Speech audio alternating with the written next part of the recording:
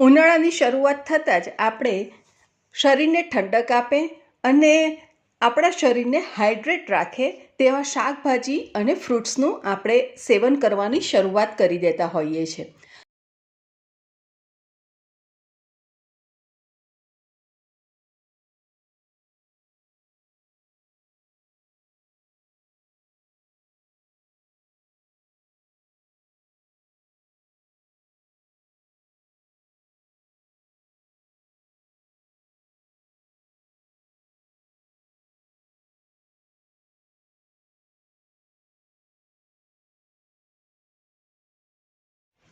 તો એના માટે આપણે સૌપ્રથમ અહીંયા 250 ગ્રામ કોળું લીધું છે. તમે જોઈ શકો છો કોળું લીધું છે અને એને આપણે છોલી લેવાનું છે. એના જે છોડા છે તેને આપણે થોડું જાડું કાઢીશું એટલે એની બધી જ છાલ સરસ રીતે નીકળી જાય એ રીતે આપણે એને છોલવાનું છે. કોળું ખૂબ જ હેલ્ધી શાક છે પણ જનરલી બધાને ભાવતું નથી હોતું, પણ તમે એકવાર આ રીતે ચોક્કસ ટ્રાય કરજો, તમને ચોક્કસ ભાવશે. કોળુંને છોલાઈ ગયા બાદ આપણે હવે એના ટુકડા કરી લેવાના છે. કોળામાંથી આપણે બી પણ સરસ રીતે કાઢીને ચોખ્ખા કરી લીધું છે. તો આ રીતે ટુકડા કર્યા બાદ હવે આપણે લઈશું એક પ્રેશર કુકર અને એની અંદર આપણે મૂકી દઈશું આ રીતે જાળી, અને હવે એની અંદર આપણે મૂકી દઈશું કોળું. કોળામાં પાણી બિલકુલ ન ભરાય એટલા માટે આપણે આ રીતે જાળીવાળું વાસણ મૂકી અને એની અંદર કોળું મૂકી અને એને 2 થી 3 સીટી સુધી આપણે એને કૂક કરી લઈશું. અને 3 સીટી બાદ તમે જોઈ શકો છો કે સરસ રીતે આપણું કોળું અહીંયા બફાઈને તૈયાર થઈ ગયું છે. એક ડીશમાં કાઢી અને પોટેટો મેશરની મદદથી આપણે એને સરસ રીતે મેશ કરી લેવાનું છે અને ત્યારબાદ આપણે એનો આગળનો પ્રોસેસ કરીશું. તો ફ્રેન્ડ્સ, ચોક્કસ કોળું ઉનાળા દરમિયાન ખાસ ખાવું જોઈએ. કોળું તાસીરે ખૂબ જ ઠંડુ હોવાથી શરીરને ઠંડુ રાખવાનું એ કામ કરે છે. તો આ જે પલ્પ આપણે બનાવ્યો તે લગભગ અડધો કપ થશે, પણ આપણે એને પરફેક્ટ મેઝરમેન્ટ આવે એટલા માટે આપણે અડધો કપ મેઝરમેન્ટનો લીધો છે અને એની અંદર આપણે ભરીને રેડી કરી દીધો છે.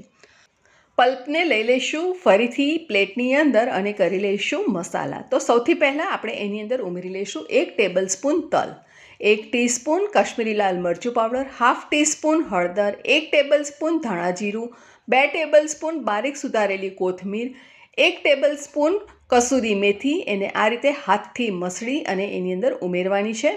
અને હવે આપણે ઉમેરી લઈશું સ્વાદ પ્રમાણે મીઠું, અથવા તો 1 ટીસ્પૂન કરતાં થોડુંક ઓછું એવું અહીંયા મેં મીઠું ઉમેરી લીધું છે. હાફ ટીસ્પૂન જેટલી મરચાંની પેસ્ટ, 1 ટીસ્પૂન આદુની પેસ્ટ અને 3 ટેબલ સ્પૂન જેટલું અહીંયા આપણે તેલ લઈ લેવાનું છે. હવે તમારે ખટાશ અને ગળપણ જો ઉમેરવી હોય તો તમે ઉમેરી શકો છો, પણ હું ખટાશ ગળપણ વગર જ બનાવવા જઈ રહી છું અને ખૂબ જ સ્વાદિષ્ટ બનવા જઈ રહ્યા છે. તો મસાલા સાથે આપણે પલ્પ બધો સરસ રીતે મિક્સ કરી લઈશું અને ત્યારબાદ આપણે એનો લોટ બાંધવાનો રહેશે. તો ફ્રેન્ડ્સ, કોળું એટલું બધું હેલ્ધી છે ને કે એ શરીરને ડિહાઇડ્રેટેડ તો રાખે જ છે, પણ સાથે પેટની ગરમી જે એટલે કે એસિડિટી જે થતી હોય છે તો તે પણ શાંત કરે છે, એટલે કે શમે છે. અને એનું રેગ્યુલર જો આપણે કોળું ખાઈએ તો હાર્ટ એટેકનું જોખમ પણ ઘણું ઓછું થઈ જાય છે. અને એની અંદર રહેલા ભરપૂર માત્રામાં ફાઇબર અને પોટેશિયમ જે આપણા બ્લડ પ્રેશરને કંટ્રોલમાં રાખે છે તેમજ આપણું ડાયજેશન પાવર પણ સુધારે છે. હવે આપણે એની અંદર ઉમેરી લઈશું 1 કપ ઘઉંનો લોટ. ત્યારબાદ આપણે એની અંદર ઉમેરી લઈશું બેસન, જે આપણે અહીંયા 2 ટેબલ સ્પૂન જેટલું લીધું છે.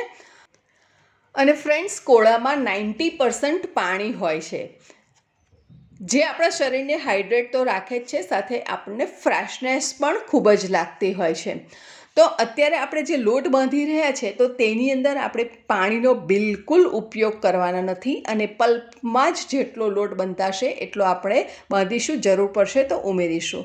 તો અત્યારે થોડો ઢીલો લાગે છે તો હજુ હું એની અંદર 2 થી 3 ટેબલ સ્પૂન જેટલો લોટ એની અંદર ઉમેરી લઈશ. તો અત્યારે પહેલાં આપણે 2 ટેબલ સ્પૂન ઉમેરીએ અને જો જરૂર પડશે તો ફરીથી 1 ટેબલ સ્પૂન ઉમેરી લઈશું. પણ જનરલી મારા હિસાબે આ 2 ટેબલ સ્પૂન જેટલો લોટથી સરસ રીતે લોટ પાપડો બંધાઈને તૈયાર થઈ જવાનો છે.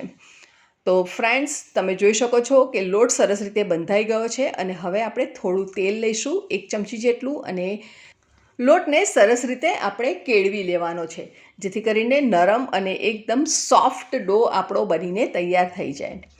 તો ફ્રેન્ડ્સ, કોળામાં પુષ્કળ માત્રામાં ફાઇબર રહેલું હોય છે, જેના સેવનથી પેટને લાંબા સમય સુધી એ ભરેલું રાખે છે અને એમાં કેલરી ઓછી હોવાને કારણે વજન ઘટાડવામાં પણ ખૂબ જ ઉપયોગી બની જાય છે.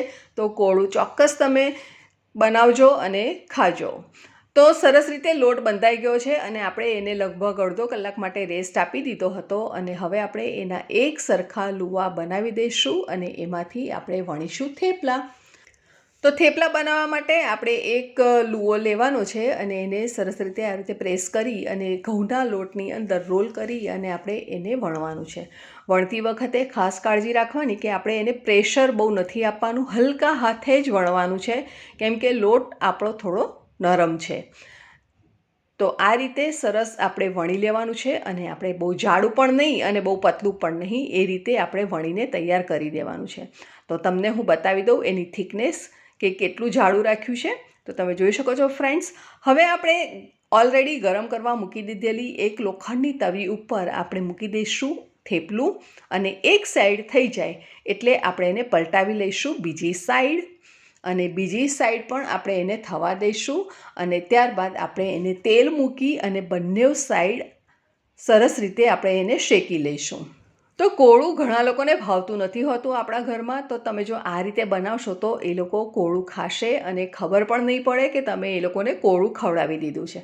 અને જો તમને એવું લાગે કે તમારા ફેમિલીમાં પાલક ને મેથી વધારે ખવાતી હોય છે, તો તમે આની અંદર થોડી પાલક ને મેથીની ભાજી ઉમેરીને પણ તમે મિક્સ એન્ડ મેચ કરીને બનાવી શકો છો. હવે તમને લાલ ગમે તો થોડા લાલ અને આછો ગુલાબી કલર ગમે તો તમે આછો ગુલાબી કલર તમારી ચોઈસ પ્રમાણે તમે એને શેકી શકો છો. તો અહીંયા મેં થોડા લાલ થવા દીધા છે, થોડો હલકો સુનહેરો કલર આવી ગયો ત્યાં સુધી મેં અહીંયા શેકી લીધા છે અને બધા જ થેપલા બનાવીને આપણે તૈયાર કરી લીધા છે. તો ખૂબ જ સરસ સ્વાદિષ્ટ બને છે થેપલા. ચોક્કસ મારી રિક્વેસ્ટ છે તમને બધાને કે તમે એકવાર આ રેસીપી ચોક્કસથી ટ્રાય કરજો. હવે આપણે એને થપ્પી બનાવી અને મૂકી દઈશું આપણા કેસરોલની અંદર. અને કોળાના એટલા બધા મેં ફાયદા તમને બતાવ્યા છે કે તમે કોળું ચોક્કસ માર્કેટમાં જશો ને તો એકવાર તો લાવશો જ, એની મને ખાતરી છે. તો ફ્રેન્ડ્સ, મિનિટોમાં આપણે ઢગલાબંધ થેપલા બનાવીને તૈયાર કરી દઈ શકીએ છીએ. તો ચાલો હવે આપણે એને કરી લઈએ સર્વ. અને એ પહેલાં હું તમને બતાવી દઉં કેટલા સોફ્ટ બન્યા છે. તમે જોઈ શકો છો ફ્રેન્ડ્સ. અને હવે આપણે એને કટ કરીને પણ જોઈ લઈએ તો આરામથી એ સરસ રીતે તૂટી શકે છે અને એકદમ સોફ્ટ બન્યા છે. તો ચાલો હવે મેં કોની સાથે સર્વ કર્યું એ પણ જોઈ લઈએ.